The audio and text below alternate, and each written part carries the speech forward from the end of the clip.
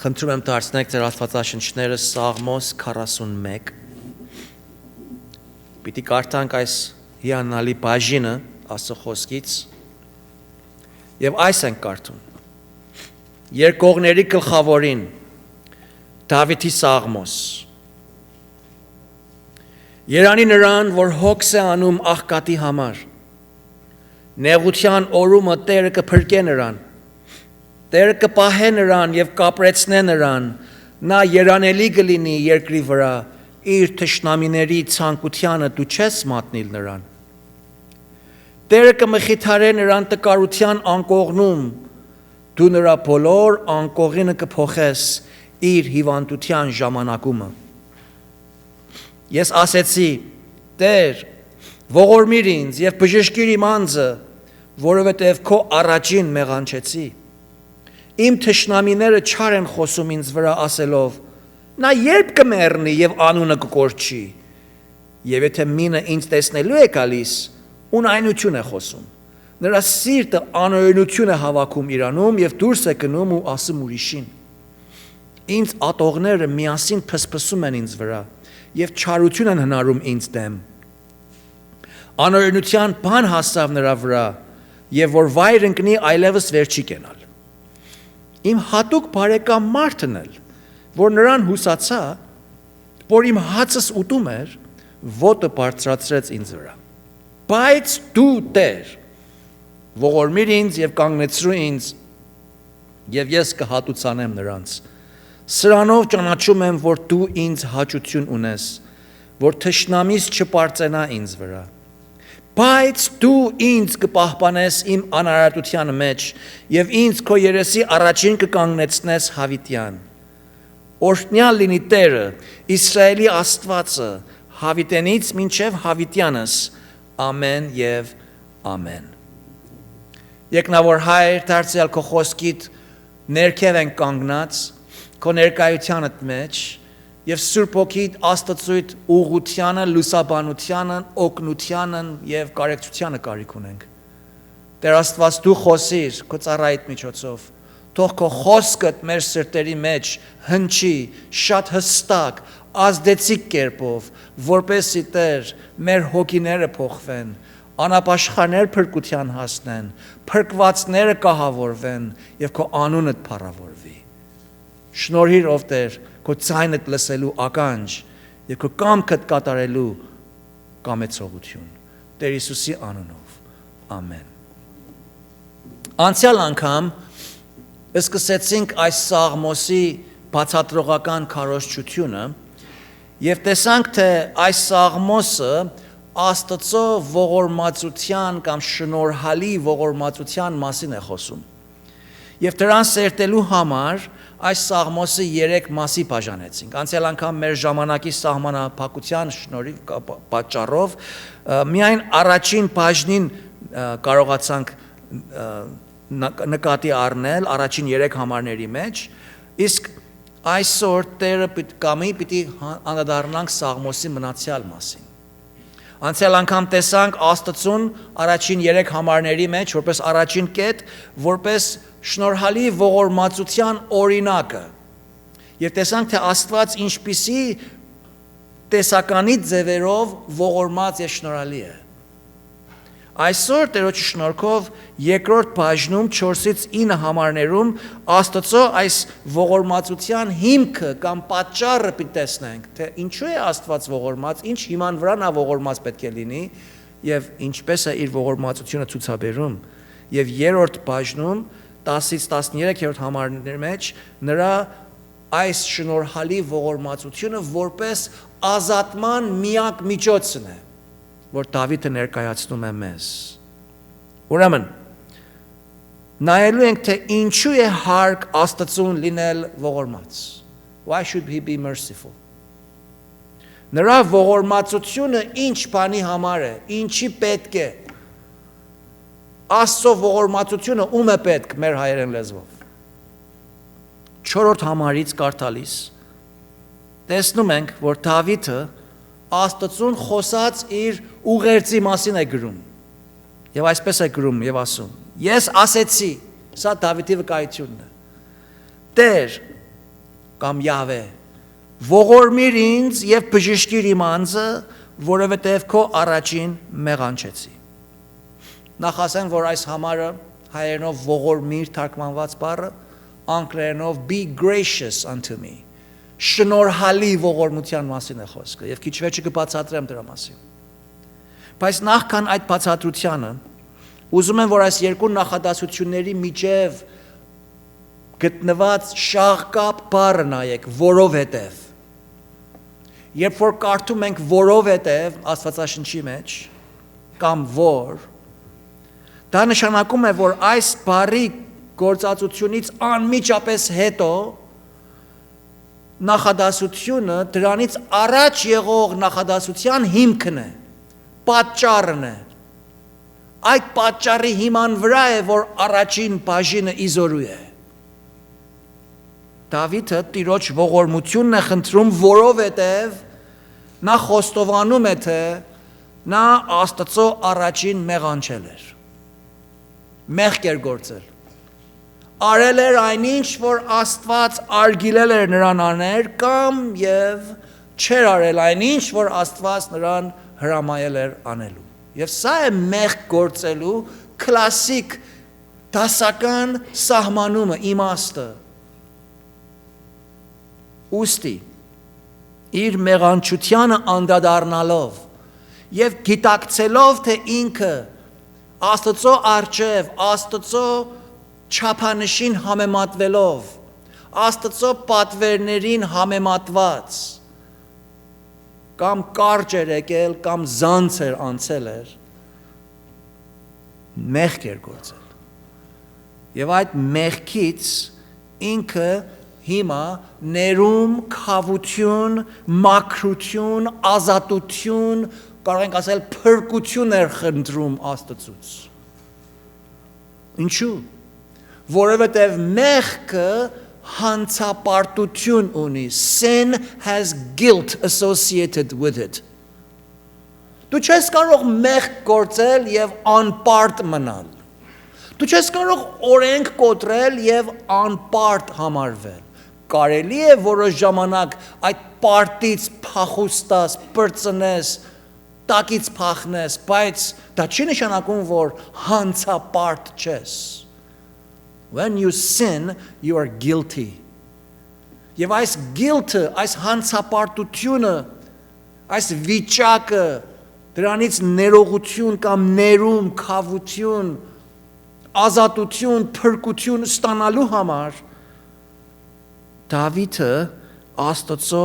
շնորհալի ողորմությանն է դիմում։ Եվ այդ էր պատճառը։ Այս համարում ողորմիր բառը իր բնակիր եբրայեցերենով շնորհել բառն է, կամ գտալ, խղճալ, to have pity, որ հայերեն թարգմանության մեջ ողորմիր է, բայց խեսեդը չի։ Պետք է ասել, որ շնորհելը կամ շնորհքը եւ ողորմությունը իրարու կցված երկվորյակներ են։ There are couplets։ Միշտ իրարու հետ են աշխատում։ Աստծո բոլոր մյուս ստորոգելների պես են, որ միշտ միատեղ են աշխատում, եւ մեկ ստորոգելին մյուս ստորոգելի ածականն է, բացատրությունն է։ Օրինակի համար պետք է ասել, որ ողորմարար շնորհ կամ շնորհալի ողորմություն, կարող ենք ասել նույնիսկ ուրիշ ստորոգելների մասին նույնը, Աստծո գերիշխանությունը, նրա շնորհալի գերիշխանությունն է, նրա ամենագիտությունը, նրա ամենագիտությունն է եւ այլն։ Այսպես նրա բոլոր ստորոգելները միատեղ իրարու հետ կցված եւ հյուսված են, մեկը մյուսին ածականն է։ Շնորհք եւ ողորմություն իրարու հյուսված են, բայց իրարուց տարբեր են։ Ողորմածություն, խեսեդ նշանակում է չստանալ այն ինչ, որին արժանի ենք։ Իսկ շնորհք նշանակում է հակառակը, ստանալ այն ինչ, որին արժանի չենք։ Եվ Աստված այս երկուսն է անում մեղավորի համար, երբ մեղավորը իր մեղքը խոստովանում է։ What a wonderful double blessing. Կրկնակի օրհնություն է։ Եվ այդպես է, որ Աստված քավում է մեր մեղքը։ Քավությունը ունի իր մեջ երկու հասկացողություն։ Քավություն նշանակում է Աստծո արտար սուրբ բարկության իջեցումը կամ ողոքումը։ Նաև քավություն ունի մեղքի հեռացման իմաստը, որ մեղքի այդ դատապարտյալ վիճակը, զգացումը, guilt-ը մեզանից հեռացնում է եւ ուրիշի վրա է դնում։ Ո՞վ է այդ ուրիշը։ Դե Հիսուս ինքն է։ Այդ նոխազը, այդ հիշում եք 5 տակարանի մեջ, երբ որ մեկին քավություն պիտի անեին, այծ էին բերում, ուլիկ էին բերում, եւ նրա ձեռքը դնում էին այդ ուլիկի վրա, եւ հետո աղոթք են անում, դրա հանցանքը անցնում էր այդ ուլիկին, փոխանցվում էր, հեռացվում էր, եւ այդ ուլիկին բաց էին թողնում անապատը։ Այս նույն պատկերն է քավության ներման երկրորդ այդ բաժնին։ Աստված ողոքվում է, մեր հանցանքը մեզանից հեռացվում է։ Դավիթը այսպիսի ազատության համար, իր մեղքից քավություն ստանալու համար, Աստծուց ներում ստանալու համար, Աստծո հետ իր հաղորդակցությունը վերականգնեցնելու համար, Աստծո շնորհալի ողորմությանն է դիմում։ Անգլերեն ասում է be gracious unto me, O Lord։ Ինձ հանդեպ շնորհալի գտնվիր, ով Աստված։ Քու շնորհալի ողորմածությունդ ինձ էլ բաժին տուր։ Այստեղ Դավիթի աղոթքի մեջ տեսնում ենք, որ Աստծո շնորհալի ողորմած լինելու հիմքը, գլխավոր պատճառը մարդուս ուղղակի մեղանչությունն է, մեղքն է։ Մարդուս մեղանչամիտ եւ մեղսամիտ եւ մեղսամոլ, sin addicted, sin natured, բնությունն է։ Եվ երբ որ մարդս անդրադառնում է Աստծո շնորհքով, նրա խոսքի հիման վրա Տեր Աստծո Սուրբ Հոգին ազդեցության տակ, որ ինքը մեղք է գործել, ապա դրանից ազատվելու համար, արտարանալու համար, քավություն եւ ներում ստանալու համար, միմիայն Աստծո այս շնորհալի ողորմությունն է, որ կարող է նրան ազատել, ուրիշ ոչ մի բան։ Ոմանք հաճախ ինձ հարց են տալիս։ Միգուցե դուք եք հարց տվել, թե ինչու Աստված սահմանեց եւ թույլատրեց, որ Ադամն ու Եվան մեղք գործեին։ Ինչու նա այնպես կարգեց եւ հրովարտակեց, որ մեղքը մարդկային կյանքից ներս մտներ եւ այնպես Ադամի մեղանչությամբ այդ մեղքի հանցապարտությունը ամեն մարդկանց վրա տարածվեր, ինչպես կարդում ենք Հռոմեացիս 5-րդ գլխի մեջ։ Why did God allow sin to exist? Չէր լինի Աստված մեղք չարտոներ, ինչ հանգիստ կյանք կապրեինք, գլխացավ չէինք ունենալ, ոչ կիվանդանայինք, ոչ կնեղվեինք, ոչ կտառապեինք, ոչ արկած կունենայինք, ոչ կենտանիները մեզի կկուտեին, ոչ օծը կխացներ, ոչ առյուծը կհոշոտեր, ոչ էլ կմեռնայինք, ոչ էլ դժոխք կգնայինք։ That would be wonderful, wouldn't it be? Այս խորհուրդը թեպետ մարդկային տափակ ու կարճ խելքին տրամաբանական է գալիս եւ հաճելի, սակայն պետք է հիշենք, որ այսպիսի հարցումներին աստվածաշնչային պատասխան պետք է տանք։ Եվ ինչ է այս հարցումների աստվածաշնչային պատասխանը, թե ինչու Աստված արտոնեց մեղքը, որ աշխարհ մտնի, միթե չէր իմանում մեղքը ինչ ավիր պիտի գործեր, անշուշտ իմանում էր, ոչ թե միայն իմանում էր, այդպես կարգեց, որ լինի, he designed it that way։ Եվ ոմանք Աստծուն են մեղադրում, դե եթե մեղքը պատ շատ է իր առջևը, մենք այս վիճակին չէինք մատնվել։ Ինչ պիտի պատասխանենք։ Պատասխանը այս է։ Աստված մեղքը հրովարտակեց, որովհետև միայն մեղքի ներկայությունը եւ դրա ավերի ներկայության մեջ էր, որ Աստված իր շնորհքը եւ ողորմածությունը պիտի կարողանար գործադրել։ եւ մեզ ցույց տար եւ մեզ հասկացներ թե ինքը ինչքան շնորհալի եւ որքան մեծ ողորմարար Աստված է։ Եթե մեղքը մարդու վրա տարածված չլիներ, եթե մեղքը մարդ արարածին որևէ կերպով ավիր չթողեր, եթե մեղք ու հանցանք գործած չլինեինք, այս պարագայում մենք եւ մարդ արարածներս Աստծո շնորհալի ողորմածության կարիքը պիտի չունենայինք։ Մենք Աստծո այս հիանալի ստորոգելիների մասին որևէ փորձառական գիտություն պիտի չունենայինք։ Աստծո այս հիանալի ստորոգելիները մեզ համար անհասկանալի, անփորձառնելի, անիմաստ պիտի լինեին։ Մենք չենք կարող Աստծուն ճանաչել այնպես, ինչպես որ Աստված է, կատարյալ ձևով։ Եվ նաև պիտի չկարողանայինք նրանից շնորհակալ լինել եւ Աստծուն Աստծո պես փառավորել կամ նրանից գոհություն մատուցել, ինչպես որ կարդում ենք Հռոմեացիս 1-ին մեջ։ Ուրեմն տեսնում ենք, թե Աստծո շնորհալի ողորմած լինելու պատճառը գլխավորապես ուղղակի մեղքն է եւ մեղքից քավություն գտնելու միակ միջոցն է։ Փառք Տիրոջ, որ Աստված իր իմաստության մեջ թեպետ կարգեց, որ մեղքը աշխարհ մտնի, բայց այդ էլ իր աստվածային տիրապետությունից դուրս չէր։ Այդպես չէր, որ Աստված միանգամից արթնացավ եւ տեսավ, որ վայ Տեր Աստված, ես ինչ ա պատահել, մեղք ա եկել, այ բաբա, հիմա ինչ պիտի անենք։ Այդպես չէր։ Ճիշտ Աստծո ծրագիրն էր կատարվում։ Ամեն մի քայլափոխին, որպեսզի ամեն բանի մեջ նա փառավորվի։ Այսպեսի Աստծուն ծառայում ենք սիրելիներ։ Տեսեք Եփեսացիս նամակի 2-րդ գլխի 4-րդ համարից Պողոս առաքյալը ինչ է գրում։ Ephesians 2:4 Պողոս առաքյալը այս ուղղությամբ Եփեսոս քաղաքում ապրող հավատացյալներին է գրում եւ ուսուցանում է Աստծո այս հիանալի ստորոգերների մասին։ Բայց Աստված, որ մեծ է ողորմությամբ, իր շատ սիրույն համար, տեսնում եք ինչպես է հյուսվում ստորոգելիները, որ մեզ սիրեց, երբ որ մեռած էինք մեր հանցանքներում,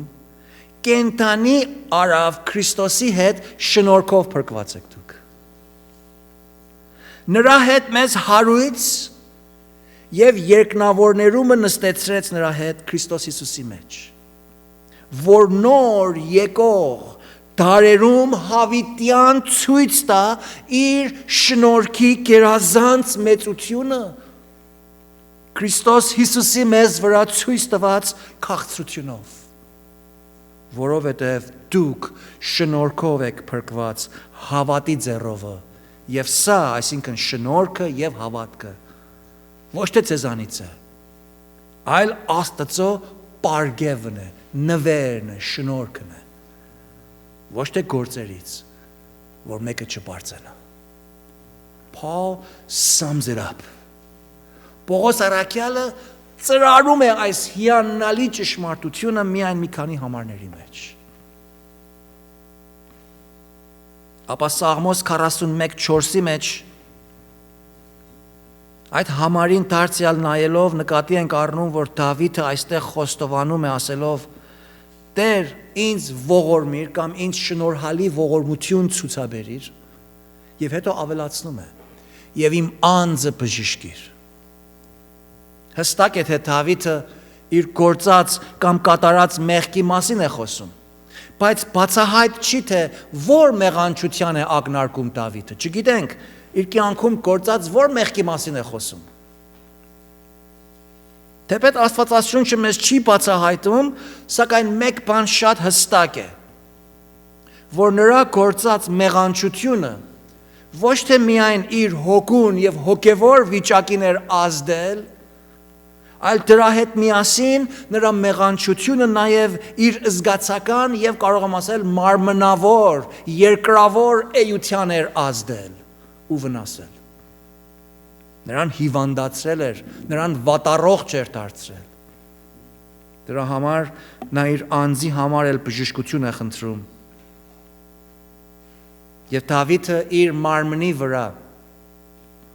իր երկրավոր էության վրա կրած նեղությունը, ցավը, տառապանքը, կարող եմ ասել վատառողջությունը կամ տկարությունը կամ միգուցե հիվանդությունը իր գործած մեղքի հետևանքներից էր համարում։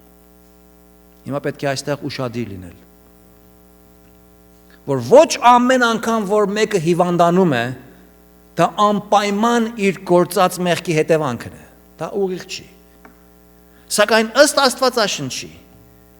կան պարագաներ, որ երբ հավատացյալները մեղք են գործում եւ չեն խոստովանում,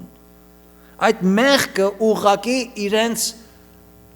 երկրավոր էության ազդում է եւ նույնիսկ հիվանդության ու մինչեւ անգամ մահվան էլ կարող է մատնել որպես պատիժ։ Սրա օրինակը ունենք Պողոս առաքյալ առաջին Կորինթացիս 11-րդ գլխի մեջ հստակ կերպով ուսուցանում է Տիրոջ սեղանին անարժանապար մոտենալու հարցը եւ ազդարարում է, որ անցյալում եղել էին սեղանին անարժանաբար մոտեցողներ, հավատացյալներ։ Ոմանք անարժանաբար առանց քննվելու, առանց ստուգման, առանց Աստծուց ներում քավություն խնդրած մեղքերով հանդերձ սեղանին են մոտենում։ Եվ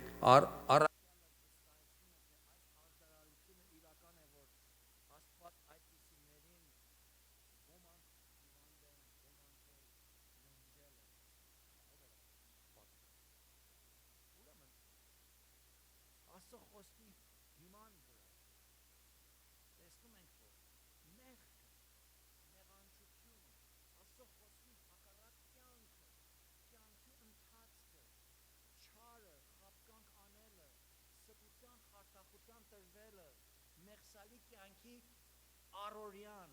սովորությունը մարդուց թե հոգուն է ավիրում եւ թե նույնիսկ նրա երկրավոր մարմնավոր առողջության եւ զգացումներին է վնաս ու վտանգ սպառնում։ Սա չի նշանակում մյուս ձեռքի վրա, որ հավատացյալները, աստվածապաշտները,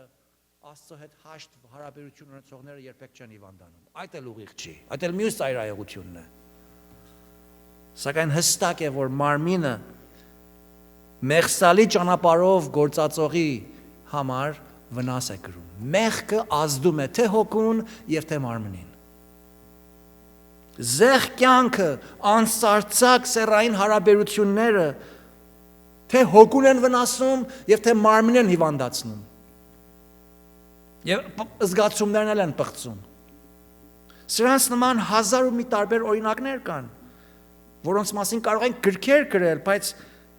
կարևոր այս է. Դավիթը Աստծուց ներում, շնորհք, ողորմություն խնդրելիս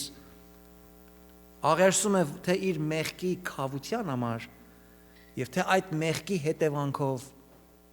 իր մարմնի եւ զգացումների բժշկության համար։ Եղել է ձեզ, որ այնքան մտահոգվել եք, որ ախորժակդ փակվել է, ջիղերդ քայքայվել է,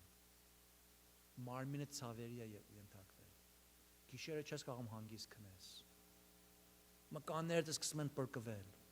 գլուխդ սկսում է ցավել, ստամոքսը սկսում է գալարվել։ Ինչի՞ց։ Որտև մտահոգ ես։ Նույն պահին Աստծո խոսքն ասում է, որ ոչինչ բանի համար հոգս մի արեք։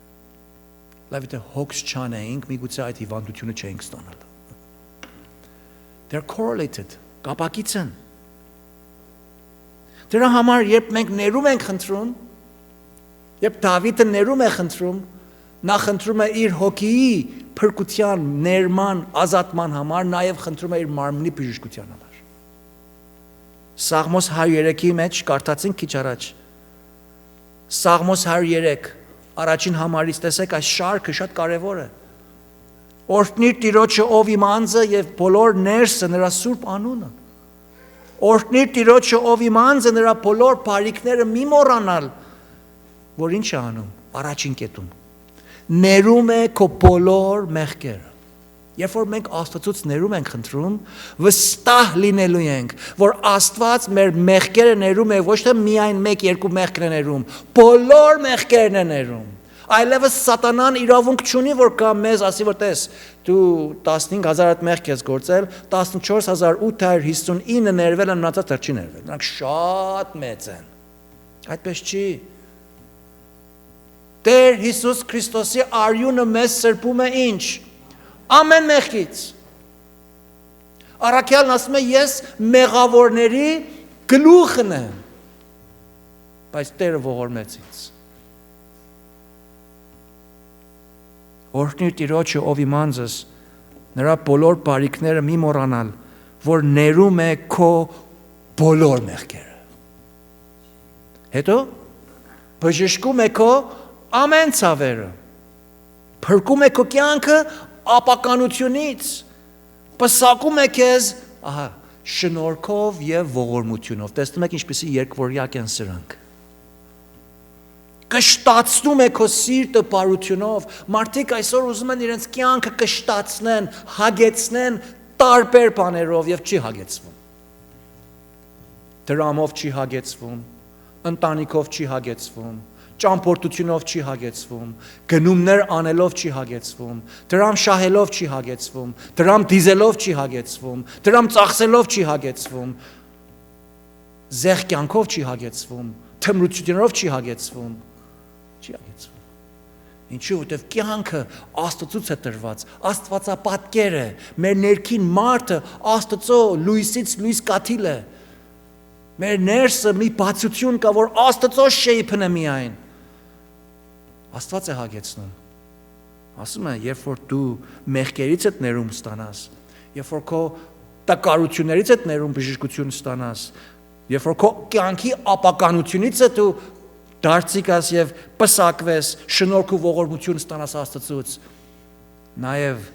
քո սիրտը բարությունով կշտացնում է։ Աստված չի կշտացնում ցավով, չի կշտացնում խաբկանքով, չի կշտացնում ստությամբ, չի շարունակել տալիս քեզ քո մեղքի ճանապարհներիդ մեջ։ Աստված քեզ իր բարությունով է կշտացնում։ Մարդիկ պատճառը, որ բարությունով չեն ուզում կշտանալ, այն է, որ Աստծուն չեն վստահում։ Աստծուն չեն ճանաչում։ Կարծում են, որ Աստված իրենց նման խաբեբա մարդկանց պես է։ Մի բան ասում է, դա չի անում։ Բայց Աստծո խոսքն ասում է, մեզ կշտացնում է, մեր սիրտը իր բարությունով է կշտացնում եւ կշտանում ենք։ That's real satisfaction. Անկախ թե որքան դրամ ունես, որտեղ ես ապրում, ինչպիսի վիճակում ես, ամուսնացած ես, ամուրի ես, մեծ ես, փոքր ես, տարբերություն չի անում։ Listen to me. Doesn't matter what age you are. Աստված քեզ իր goodness-ով կարող է կշտացնել եւ կշտացնում է։ Եվ ասում է, քո մանկությունը նորոգվում է արծիվի պես։ You're renewed. Ուժդ նորոգվում է։ You have a renewed perspective of life. Նորոգված կյանքի տեսանկյուն ես ստանում։ Ուժ ես ստանում։ Մի բան է գալիս վրատ, որ նոր մարդ ես դառնում։ Տեսնում եք Աստված ինչպիսի կատարյալ գործ է անում, երբ որ նա իր շնորհքը եւ ողորմությունն է ցուցաբերում մեկին։ Սաղմոս 41:4-ի մեջ եւ նաեւ այս համարներում էլ տեսանք, որ Աստծո այս հիանալի բարիքը գալիս է հատուկ շարքով։ Եվ այդ շարքը կարևոր է, մենք չենք կարող այդ շարքը հետև առաջ անենք։ Շատերը այն ցածինն են ուզում, այն վերջինն են ուզում, դե կշտացրու։ Չէ, առաջ գալիս է մեղքերից ներում։ That's the real rub. Դավիթը առաջ Աստծո շնորհքը եւ ողորմությունը իր մեղքերից ներում եւ քավություն գտնելու համար է խնդրում։ Սիրելիներ, մեղքի դատապարտությունից ազատվելու համար միայն մեկ ձև կա։ Եվ մեկ դուռ կա, մեկ ելք կա, այդ էլ Աստծո ողորմարար շնորհքը եւ շնորհալի ողորմությունն է։ Յաննալի շնորհք է, որ իր անպատմելի սիրույն համար, Աստծո մեծ ողորմությունը Տերը մեզ քիչ առաջ կարդացինք Եփեսացվոց մեջ, որ տակավին երբ մենք մեր մեղքերի մեջ մեռած էինք, Աստված իր որդիով Քրիստոսով մեզ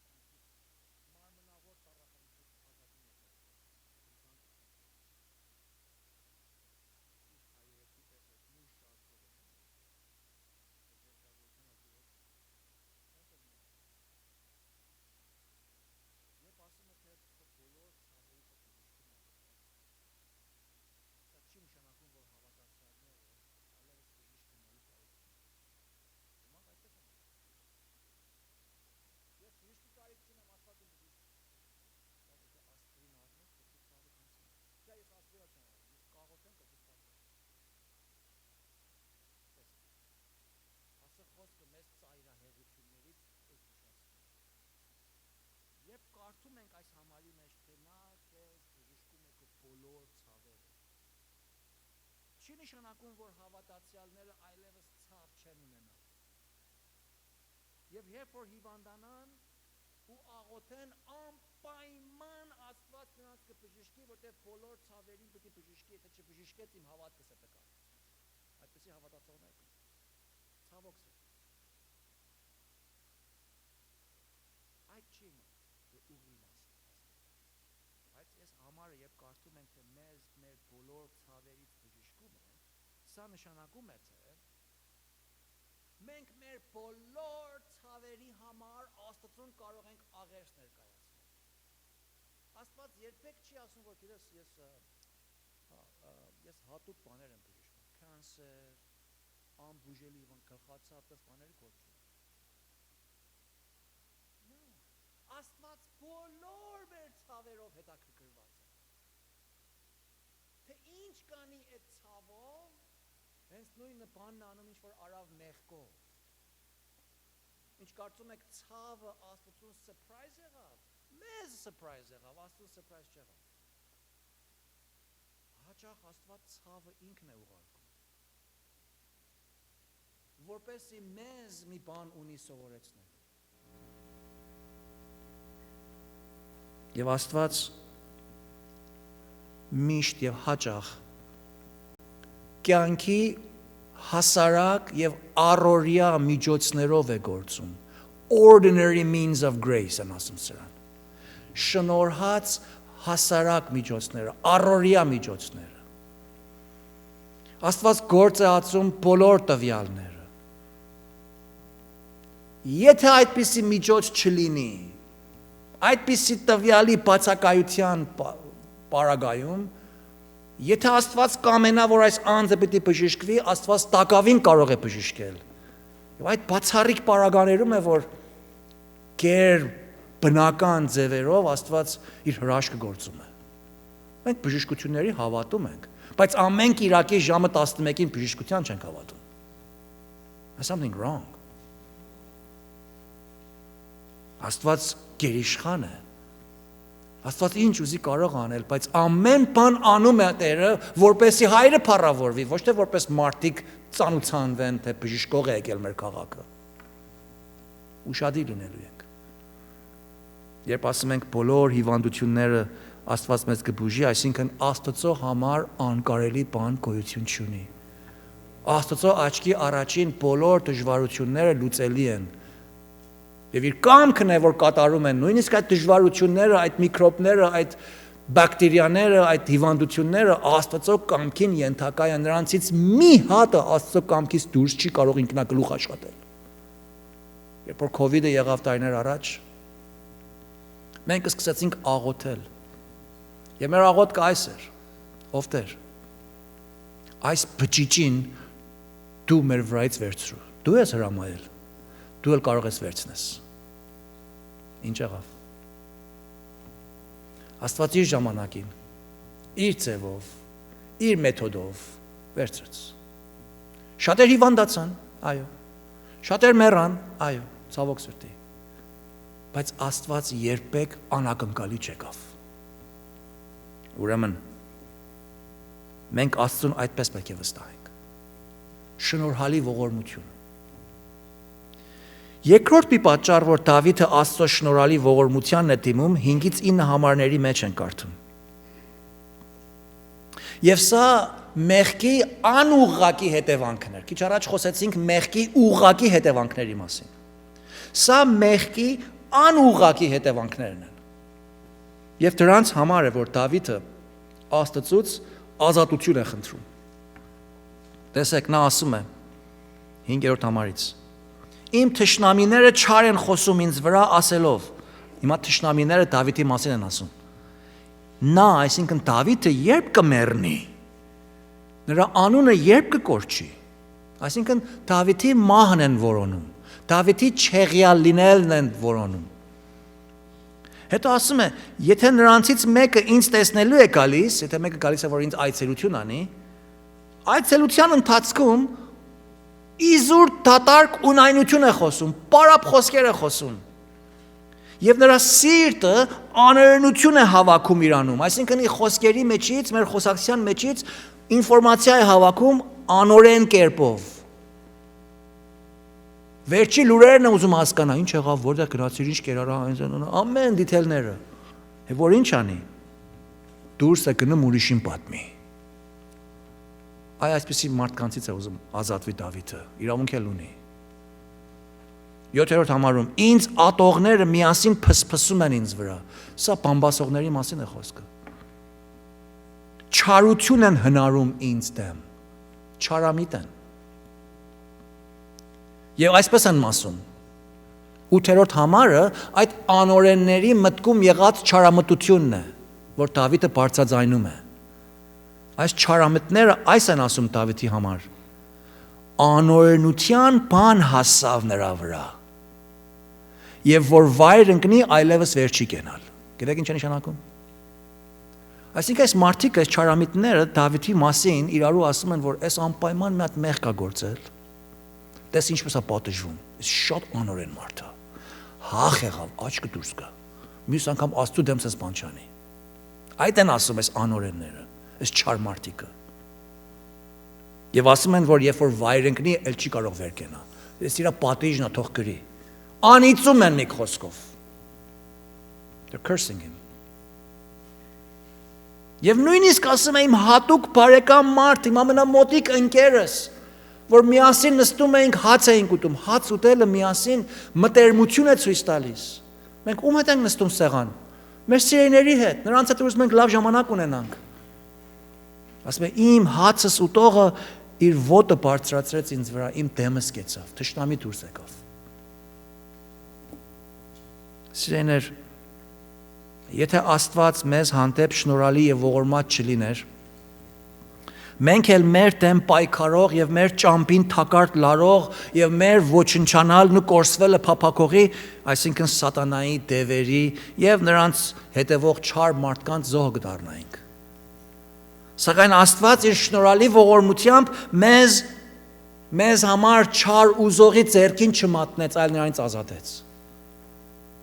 Մեզ իր ողորմությունը շնորհքն է տալիս։ Ուրեմն Աստծո շնորհալի ողորմության պատճառներից մեկը այն է, որովհետև մեր շուրջը չար մարդկություն կա, մեր շուրջը սատանայի ներկայությունը կա։ Եվ սատանան Աստծո խոսքն ասում է մեր շուրջը մռնչող առյուծի պես ման է գալիս ու որոնում է միայն որ թե ում կուլ տա։ Չի կուլ տալիս, չի կարող կուլ տա, բայց որոնում է, վախեցնում է մեզ։ Ինչու չի կարող մեզ կուլ տալ, պատճառ այս է, որովհետև Աստված շնորհալի եւ ողորմած է։ Եվ իր զավակներին իր շնորհալի ողորմածությամբ պատասպարում է։ Անուղղակի մեղքի հետևանքներից մեզ պատասպարում է։ 6-րդ համարում Դավիթն ասում է Աստծու, որ այս Աստծո ողորմած եւ շնորհալի լինելու պատճառներից այն է, որ մեր շուրջը կեղծավոր մարդիկ կան եւ դա Աստծո ողորմությունը եւ հնալի շնորհքն է, որ այս կեղծավոր մարդկանց արարքները մեզ բացահայտում է, մենք տեսնում ենք, անդադառնում ենք եւ չի թողնում, որ այդ դրանց արած կեղծիքը, կեղծ ընկերությունը, թշնամությունը, փսփսուկները, բամբասանքները մեզ ազդեն։ Տեսեք Դավիթի թշնամիների շարքին կային լավ ընկերներ, ունայնություն էին խոսում այս լավ ընկերները, երբ որ այցելության էին գնում։ Այս կեղծավորները թեպետ Դավիթին իր տառապանքի մեջ ուզում էին իբրև թե ցույց տային, թե գալիս էին քաջալերելու, բայց ճիշտ հակառակն էր։ Նրանց մտադրությունը Դավիթին մխիթարել չէր, նրա համար աղոթել չէր։ Նրան այցելություն անելով իզուր, ունայն, փուչ, անիմաստ խոսքեր էին խոսում։ Ինչպես ասացի, վերջին նորություններն էին որոնում, որ հետո դուրս գնան ուրիշներին պատմեն։ Կեղծ էին։ Աստծո սրանց ասում է քսում, ֆուզուլ, ուրիշի բանին խառնվող։ Սրանք անօրենություն են անում, սիրելիներ, ուրիշի բանին խառնվելը անօրենություն է Աստծո խոսքի հիման վրա։ Աստվածաշունչը չափազանց խիստ է խոսում այս քսուության մեղքի մասին։ Քսուն խոսքեր տարածող է։ Այստեղից առնում է, տանում է տալիս է ուրիշին։ Առակաց 16:28-ի մեջ կարդում ենք, թե քսուն մտերիմ բարեկամները բաժանում է իրարուց։ Կռիվ է ցանում, երկպառակություն է առաջացնում։ Հռոմայացիս 1:29-ի մեջ կարդում ենք Աստծո խոսքը քսուներին, բամբասողներին, Աստծուն ատողների եւ անօրենների եւ Աստծո թշնամիների շարքին է դասում։ Ահավոր շարք է։ Սարսափելի է։ Իմիջայլոց, քանի որ այս համարի վրա ենք, մի գործնական կետ ավելացնեմ միջանկյալ, in parenthesis։ Սիրելի հավատացյալներ, երբ որ մի հիվանդի կամ մի կարիքավորի կամ որևէ մեկին այցելության ենք գնում, լավ լսեք ինչ եմ ասում, մենք շատ խիստ զգույշ լինելու ենք, շատ զգույշ լինելու ենք, թե ինչ ենք խոսում, մեր լեզվին սանձ պետք է դնենք, նախ ուշադիր լինելու ենք, թե ինչու ենք այդ անձին այցելում, մեր շարժարիթը պետք է քննարկենք, մեր այցելություն անելու մտադրությունը պետք է ստուգենք, we have to make sure we have the right motive why we visit somebody in need. Վստահ լինելու ենք, որ այնտեղ չենք գնում, որ վերջին լուրերը հասկանանք, կացության վերջին պարագաներից լուր ունենանք, առաջինը մենք լինենք, որ հետո վազենք տուն, Facebook-ի վրա դնենք. Do not do that. Այլ մենք այցելում ենք, որպեսզի այդ խեղճին, այդ անհատին, այդ հիվանդին, այդ կարեկցության կարոտին քաջալերենք։ Աստծո խոսքով նրան սփոփենք։ Աստծո խոսքի ճշմարտությամբ միգուցե նրան Տիրոջ առաջնորդենք։ Նրա համար աղոթենք, բարեխոսենք,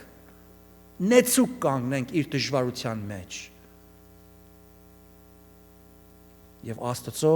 շնորհալի ողորմությունը նրա համար աղերսենք։ That's it։ Ու երբ տուն ես գալիս,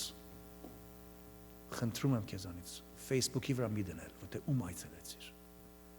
It's not important, որ ուրիշները իմանան, թե դու ում ես այցելել։ Մենք քաղաքի լրատու մամուլի պատասխանատուները չենք։ Ուշադիր լինելու ենք, որ այնտեղ մի ականատես եղած վիճակը, որ տեսանք, դուրսը դրա մասին չխոսանք։ Ստեղ ասում է, անօրենություն է հավաքում իրանում և դուրս է գնում ու ասում է ուրիշին։ Սա Աստծո խոսքի մեջ մեղադրյալ վիճակ է։ Նաև ասում է, որ իր ատողները իր մասին փսփսում են։ Սրանք բամբասողներն են, դատարկախոսներն են։ Լսեցիր ինչ եղավ։ Երեք գնացի այցելեցի շատ վիճակը վատ էր։ Ինչ ա եղել, գիտես ինչ ա եղել, ու գնաց։ Don't. Քեզ պահիր։ Եթե դու քեզ իրավունք ես տալիս որպես հավատացյալ հոգևոր անձնավորություն այցելել, քաջալերել, Աստծո խոսքը խոսել, նաև այդ նույն հավատացյալ Աստծո զավակ եղած իշխանությամբ դու քեզ սանձիր, որ այդ խոսքը ուրիշներին չբաժնեկցես։ Այդքան զորություն մեկ է ունենանք, որ եթե կարողանում ենք հիվանդանոց մտնել, հիվանդին այցելել, այդ նույն զորությամբ Աստծո մենք մեզ սանձել։ Եվ երբեք որևէ մեկին, երբ հիվանդ է, երբ պատիժ է, չգիտեմ ինչ է, եւ այդպես բաներ չասենք։ Կարելի է որ Աստված նրան դաս ունի սովորեցնելու այդ հիվանդության մեջ կամ այդ նեղության մեջ եւ անպայման ունի սովորեցնելու։ Աստված հիվանդությունները, դժվարությունները չի մսխում։ Ամեն մեկը իր նպատակին են ծառայում։ Մենք չգիտենք թե որն են, ուրեմն դատավարություն չանենք ժամանակից առաջ։ Գիտես ինչու է հիվանդացել։ Դա շատ մեղավոր մարդ էր։ Ով ասա որ դու գիտես այդ բանի մասին։ Չասենք որ աներության բան է եղել իր վրա։ Նա վայր կնի այլևս չի վեր կենալ։ Ուշադիր լինելու ենք։ Եվ գիտեք ինչպես մարդիկ պիտի լինեն, որ մեր հացը ուտելուց, մեզ հետ մտերմություն անելուց տարիներ հետո միգուցե մեր արջևը ոտ բարձրացնեն, ծունր բարձրացնեն, կրունկ բարձրացնեն, մեր հակառակ կանգնեն։ Մի մտահոգվեք դրանց մասին։ Մի այլայլվեք։ Որովհետև Դավիթը 3-րդ կետում ասում է թե բայց դու Տեր։ Տեր Հիսուսը ինքն էլ ունեցավ այս նույն փորձառությունը։ Իր հետ 3.5 տարի պտտող աշակերտը, իր խոսքերը լսողը, իր ետևից գնացողը, իր կերպնական հրաշքները տեսնողը, ականատես եղողը, իր խոսքերից հիացողը, վերջի օրը, վերջի գիշերը, երբ նստել էին եւ հատուկ հիանալի ճաշ պիտի ուտեին միասին ձեռքը սեղանից պնակի մեջ թաթխողը, կարդում ենք, որ սատանան Հուդայի մեջ մտավ եւ նա գնաց մատնեց Հիսուսին։ Եթե Տիրոջը այդպես արեցին, մեզի շատուց այդպես անողներ կլինեն։ Բայց քաջալերվելու ենք։ Դավիթի աղոթքի համաձայն տեսնում ենք, որ Աստծո շնորհքը եւ ողորմությունը մեզ ցուցաբերվում է։ Եվ այս անուղղակի մեղքի հետևանքներից էլ Աստված մեզ ազատության դուռ է բացում։ Եվ այդ ազատության դուռը հենց ինքն է։ 10-րդ համարի մեջ։ Բայց դու Տեր, ողորմիր ինձ եւ կանգնեցրու ինձ, եւ ես կհատուցանեմ նրանց։ Սրանով ճանաչում եմ, որ դու ինձ հաճություն ունես, որ թշնամիս չպարծենա ինձ վրա։ Բայց դու ինձ կպահպանես իմ անարատության մեջ եւ ինձ քո երեսի առաջին կկանգնեցնես հավիտյան։ Տեսնում ենք այս վերջին կետում փրկության, ազատության, ներման, քավման, մեղքի ուղղակի եւ անուղղակի հետևանքներից ազատվելու միակ ձևը Աստծո ողորմության եւ շնորհքին փարվելն է, վստահելն է, կարճելն է, աղերսելն է։ Բայց դու Տեր բարերը ուղղակի հակադրվում են այն թշնամի եւ չար մարդկանց դեմ։ Նրանք չար են, նրանք կեղծավոր են, նրանք չարամիտ են, նրանք քսու են, նրանք բամբասող են, նրանք սուտ լուրեր տարածող են, նրանք փսփսացող են, նրանք իմ մահսու կորուստս են որոնում, բայց դու ով Տեր։ What a contrast. Ինչպիսի մեծ հակադրություն։ Այս նախադասությունը բայց դու ով Տեր մեզ շատ բան ունի սովորեցնելու։ Մենք էլ մեր կարգին, մեր օրերում կարելի է մեզ այսպիսի մի շրջապատում գտնել։ Սակայն այն մեր չար ու պիղծ միջավայրում լինելով հանդերձ, մենք կարող ենք մեր հակառակ շրջապատի վիճակին տեսնելով, այդտեղ ենթակա լինելով, դրանցից միգուցե նաև ազդված, բայց անմիջապես Տիրոջը դիմել եւ ասել. ով Տեր, իմ դեմս չար մարդիկ կան, իմ ընտանիքիս մեջ կան, տակավին անփրկյալներ կան, այսպիսի բաներ գործողներ կան, գործատեղիումս կան, կեղծ մարդիկ կան, դրացիները ստախոս են, աշխատավորները խաբեբա են, գործից տեղը ստախոսություն է լինում, բայց դու ով Տեր։ Երբ վերջի անգամ, որ դու այսպես աղոթեցիր, եւ այս անելով Աստծո շնորհալի ողորմությանը դիհենված, քեզ սպառնացող վիճակից ազատվեցիր, հանգստացար, որտեվ ասեցիր, I don't care, բայց դու ով Տեր, ինչ ուզում են թող անեն, բայց դու ով Տեր։ Դավիթը իր թե մեղքի ուղղակի պատեժից ներում ստանալու համար, եւ թե անուղղակի վտանգներից ազատում ունենալու համար, միմիայն Տիրոջ մեջ է գտնում, Աստծո ողորմարար շնորհքի մեջ է գտնում իր փրկությունը, իր հանգստությունը, իր խաղաղությունը, իր անդորությունը, իր անմեղությունը։ Եվ դու էլ կարող ես նույնը անես։ Եվ տեսեք, այս բայց դու ով Տեր նախադասությունը այնքան կարևոր, որ երկու անգամ կրկնված է այս երկու համարների մեջ։ Աստծո մեջ կրկնությունները շատ իմաստալի են։ Այս կրկնությունը պետք է մեր ուշադրությունը գրավի, որովհետև Աստծո մեզ ուզում է այս ճշմարտությունը սովորեցնի։ Սովորում ենք, թե մեղքից եւ դրա հետևանքով եղած բոլոր պղծություններից ազատման միակ միջոցը, բայց դու ով Տեր, քո շնորհալի ողորմածությունդ է։ Բայց Տերը ինչ պիտի աներ։ Ահա տեսեք, Դավիթը Աստծուց ինչ է աղերսում։ Նա խնդրում է, որ Տերը իրեն շնորհք եւ ողորմություն աներ եւ նրան դարձյալ ոտքի կանգնեցներ, որտեվ ընկած վիճակում էր, իր մեղքի պատճառով եւ միգուցե ուրիշներից ազդված վիճակով։ Նա հիվանդ էր, վատառողջ էր։ Խնդրում է, որ Տերը իրեն վերականգնեցնի եւ նաեւ խնդրում է, որ Աստվածային հաճությունը ունենա, Աստված իրենից հաճի, Աստված իրենից բարեհաճություն ցույց տա։ Մեր խոսքով Աստծո խոշինքը։ Նա իր Աստծուց աղոթում է, որ իր անարատության մեջ նրան պահպաներ, ուղիղ ճանապարհի մեջ նրան պաշտպան կանգներ, որ չլինի հանկարծ մոլորվեր, կամ փորձության ենթարկվեր, կամ բարկանար թշնամիների վրա եւ անխելք մի բան աներ, մեղք գործեր նորից։ Եվ նաև աղաչում է, որ Տերը իր երեսի առաջին, այսինքն իր ներկայության մեջ նրան հավիտյան պահեր։ Այս բարիքները վայելելու միակ ձևը, միակ ճանապարհը, միակ դուռը Տիրոջ շնորհք եւ ողորմությունն է։ Եվ դրա համար է, որ Պողոս առաքյալը Եփեսացոց նամակի մեջ ասում է. Աստծո շնորհքով եւ ողորմությամբ է, որ փրկված եք։ Հովհաննեսն ասում է, թե կյանքը նրա որդու մեջ է, նա որ որդին ունի, կյանքն ունի եւ մահից դեպի կյանք է անցել։ Հարցնում ձեզ, արդյոք վերջերս մեղքի ուղղակի հարձակման տակ ես կամ անուղղակի հարձակման տակ։ Արդյոք դու էլ Դավիթի նման հաճախ ասում ես Աստծուն, ով Տեր, այս բոլորը բայց դու,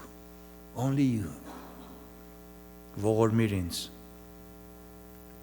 միգուցե ուղղակի մեղքերից կամ անուղղակի մեղքի հետևանքներից, բայց ով Տեր, քո ողորմությամբ ինձ պահիր, ինձ կանգնեցրու, ինձ պահապան կանգնիր, ինձ հաստատիր, հավիտենապես քո առաջին կանգնեցրու։ Եվ վերջավորությամբ Դավիթը այս ներումը, այս բժշկությունը, այս անդոր խաղաղ վիճակը Տիրոջից ստանալով հավատքի հիման վրա։ Չենք կարդում, որ Դավիթը սպասեց մինչև որ լավ բժշկվեց, ոտի կանգնեց, հետո Աստծուն փառաբանեց։ Ոչ, հաջորդ համարը դեռ երգը չվերջացած, Միգուցե հենց իր տկարության մեջ տակավին, բայց հավատքով, Տիրոջը կարճած, անմիջապես իր աղերսը ներկայացնելուց հետո վերջավորության, օրհնաբանության երգ է բարձրացնում Աստծուն։ Չի սպասում, որ իր բոլոր աղոթքները իր ուզածի պես պատասխանվեն, հետո գնա Աստծուն փառք տա։ Շատերը այդպես են մտածում։ Դե լավ, Աստված թող պատասխանի, հետո գնամ եկեղեցի մատաղ կանեմ։ Ոչ։ Աստված մեր մատաղին կարիք չունի, Աստված իր որդին ղրկեց, արդեն մատաղ եղավ մեզ համար։ Երբ որ մենք Տիրոջ ողորմության եւ շնորհքին ենք փառվում, մենք Տիրոջ էությանն ենք փառվում, մենք Տիրոջ վստահում ենք, մենք Աստծուն ենք վստահում, անկախ թե մեր վիճակը հիմա ինչ վիճակի մեջ է։ Եվ դրա համար մենք Աստծուն փառք տալու ենք։ Դավիթն ասում է օրհնյալ լինի Տերը, Իսրայելի Աստվածը Հավիտենից մինչև Հավիտյանս ամեն եւ ամեն։ Երբ վերջի անգամ որ դու քո աղերսն ու ողորմության խնդրանքը կատարելուց հետո խիզախ հավատքով, կենտանի հույսով, անմիջապես, անկախ թե քո շրջապատիդ մեջ եղած կացությունները որքանով են փոփոխվում, անկախ պարագաներից հիմնված Տիրոջ վստահության վրա, նրա էությանը վրա, նրա անսուտն խոստումնապահ Աստված լինելու վրա, անմիջապես այդ վիճակիդ մեջից վեր կացար եւ Տիրոջը օրհնեցիր հավատքով, գովեցիր, վստահեցիր, պաշտեցիր եւ կրկնակի ամեններով վերահաստատեցիր ասելով, որ սա ճշմարիտ է եւ ճշմարիտ է, ամեն այդ է նշանակում։ Բոլորին քո հավատքդ հայտարարեցիր ամեն եւ ամեն։ This is it and this is it.